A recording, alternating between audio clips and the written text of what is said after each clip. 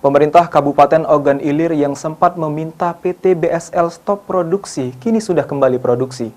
Meskipun warga terancam kembali dengan limbah perusahaan yang bergerak di bidang produksi tepung tapioka di wilayah Desa Sukamulya, Kecamatan Indralaya Utara.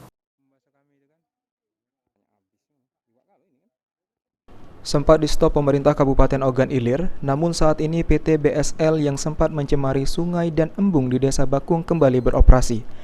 Padahal sebelumnya pemerintah Kabupaten Ogan Ilir telah men-stop produksinya karena telah mencemari embung dan anak sungai. Bahkan Sekretaris Daerah Kabupaten Ogan Ilir Muksin Abdullah meminta pihak perusahaan untuk bertanggung jawab. Berdasarkan peninjauan lokasi embung dan sungai meresahkan masyarakat. Hal ini dikarenakan limbah dari kegiatan produksi mencemari anak sungai dan embung di Desa Bakung.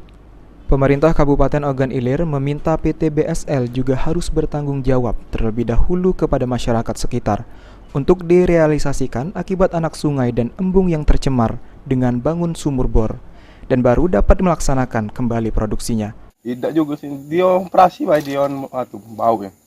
Berarti sengaja dikeluarnya ke sini. Ada itu dia hidup positif ngalirnya ke sini tuh lah. Ahmad Romawi, PAL TV.